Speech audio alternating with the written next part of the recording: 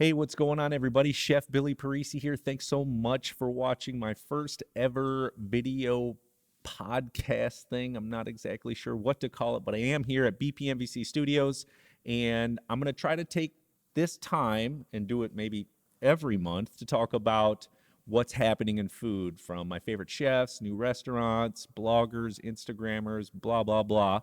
And sort of just download you what's going on in my life around food and I don't know. Hopefully you enjoy listening. I saw that you all wanted me to do segments like this, so this one's for you, you guys, and I hope you enjoy it.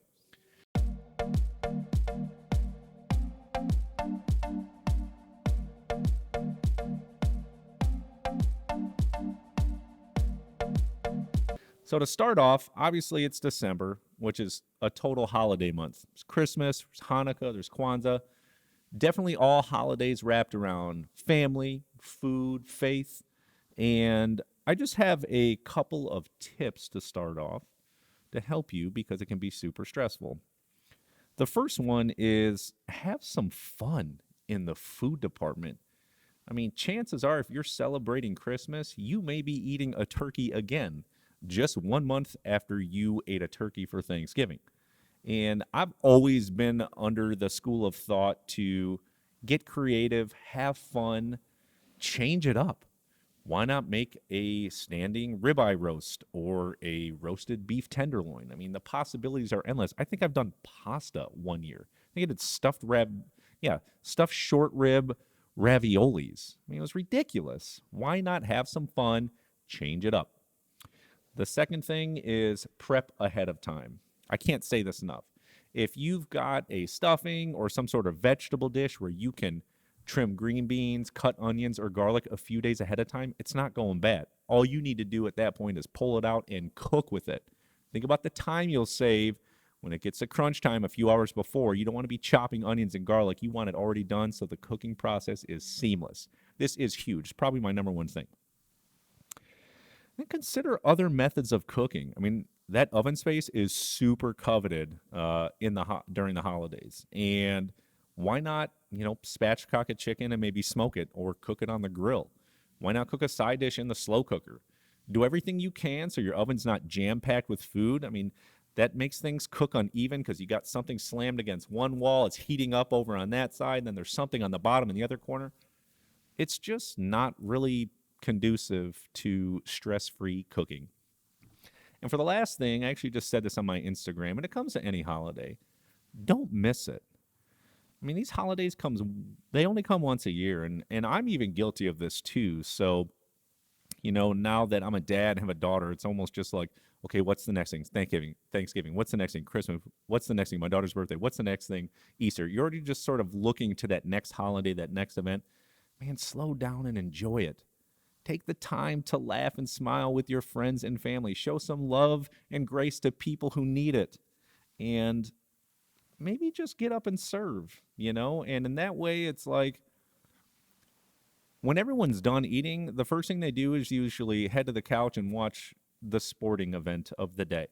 Why not help with dishes? Why not start a fun conversation? Serve coffee. I promise, if you kind of give yourself spiritually, emotionally, and physically, I mean, as I said in my post, your cup will overflow, and I promise your holidays will be much brighter, much more fun. Okay, enough of the ranting and raving about the holidays. Let's get into my current favorite chef. Now, this guy's been around for a long time. You may not have ever heard of him. His name's Sean Brock. He was the former owner and creator of Husk, which started in Charleston, and then it came 3 more locations. Also, McGrady Restaurant is his other one. And I actually fell in love with this dude years ago. He was like best new chef of the year. Maybe it was like 12, 13, 14 years ago in Food and Wine, maybe even longer than that. Loved his cooking style. His sort of comes from this humble beginnings approach from food with really, really heavily classic Southern cuisine with pickling and using available produce that's only in that part of our country. And I've just always loved him. And there's a great show on Netflix called Chef's Table, and he's one of the episodes. And I always knew that something had happened to him. I wasn't quite sure, and it ended up being with his eyes and having trouble with vision and seeing double vision. And he talks about it in there, and man, you'll just have a heart for this guy. He just seems like an awesome, awesome dude. Would love the opportunity to meet him one day. Maybe he'll even come on this podcast, should it become popular. But he is starting up some new, I guess I would say, venture in Nashville with a restaurant called Aubrey. Just going to focus around that same sort of Southern type cuisine that he's really familiar with and just so good at doing. Next, we're going to go into my favorite restaurant and of the month of what I've been enjoying. And if you're a parent out there and you have a kid, it's like, what's the fastest thing I can get on the table so everyone's happy?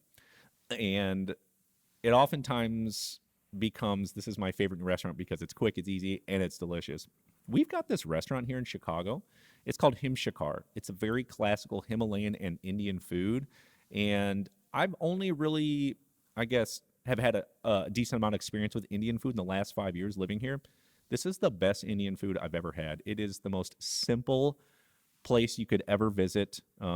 Just plastic tablecloths, plastic cups, super chill, amazing food. The chicken makhani, also known as buttered chicken with garlic naan, dude, it's insane. If you're up this way, I want to take you. Let me know. It's awesome. Hopefully, with this little segment in here, if I travel around, I'll make sure to hit some of those spots in your cities too. But right now, this past month, I'm just loving on Himshakar. So flipping good.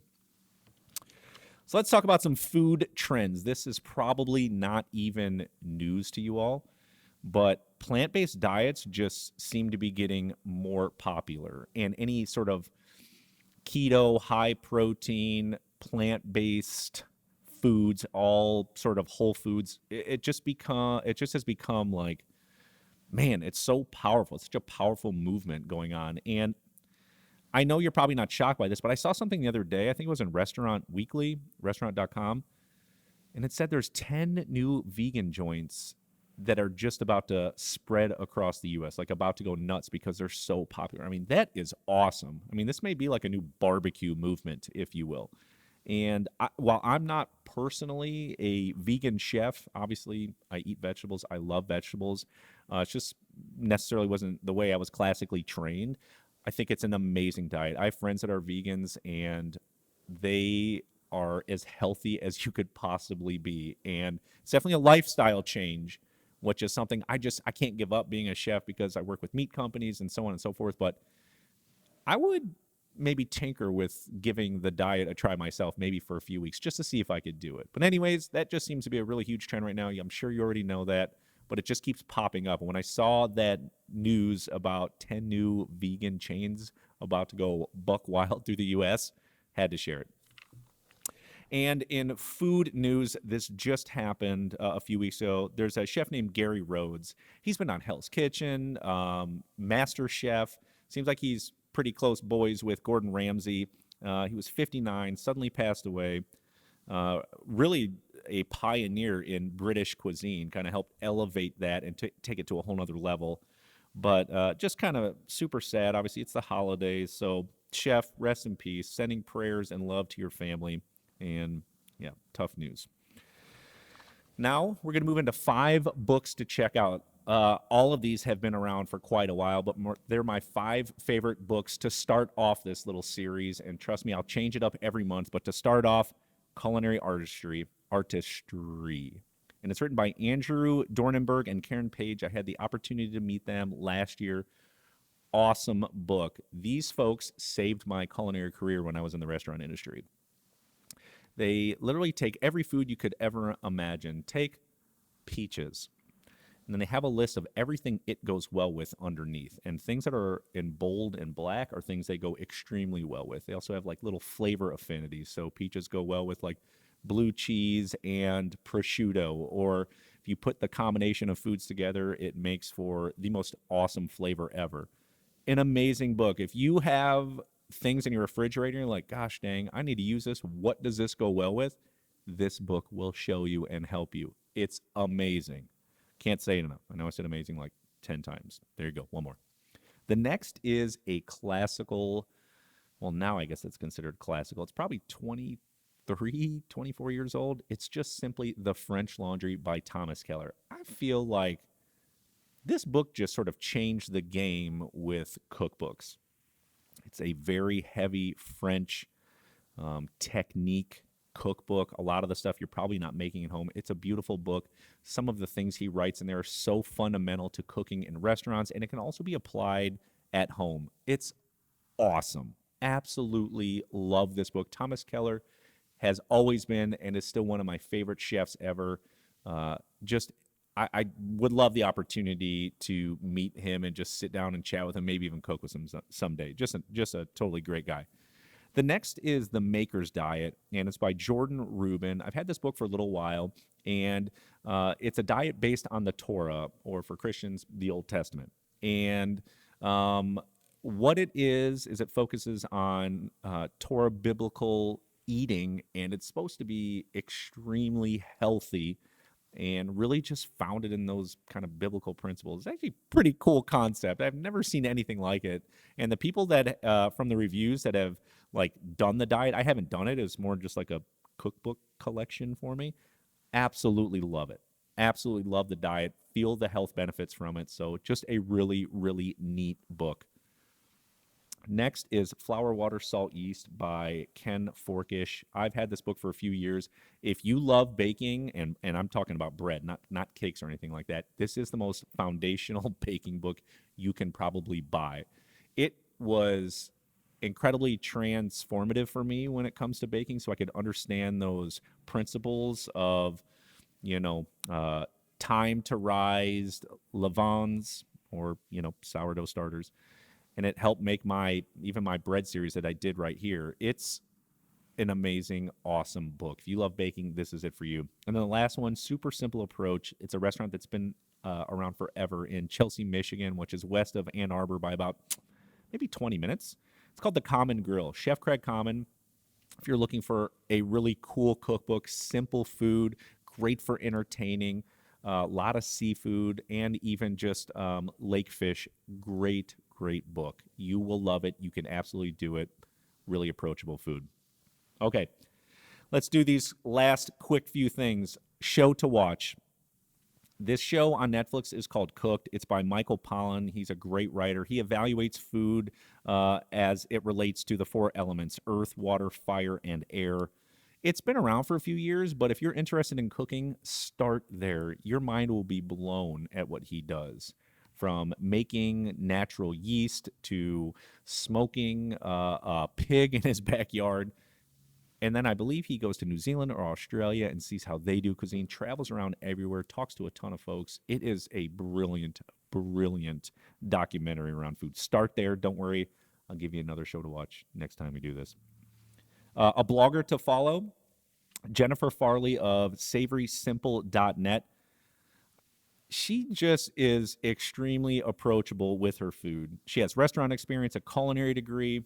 It's just everyday food. The photography is beautiful. I guess she kind of reminds me of myself a little bit, but a lot of great knowledge and very, very easy to follow recipes. If, I guess I could just say, she's maybe like a cook's cook blog. So if you enjoy cooking, take your sort of cuisine to the next level, check out her blog, SavorySimple.net.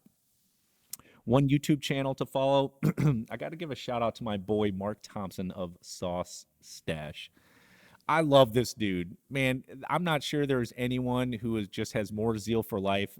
Maybe he's down sometimes, I don't know, but he's just always seems to be happy. Just a great guy. And his YouTube channel, like, to me, it's one of the coolest YouTube channels out there.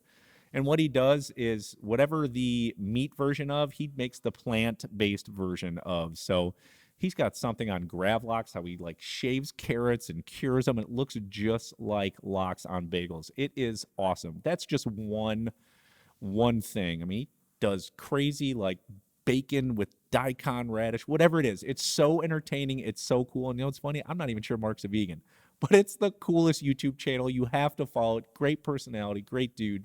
Love his stuff. Last but not least, one Instagram channel to follow, Yorkshire Gourmet, one word, by a guy named Paul Robinson from West Yorkshire in the UK.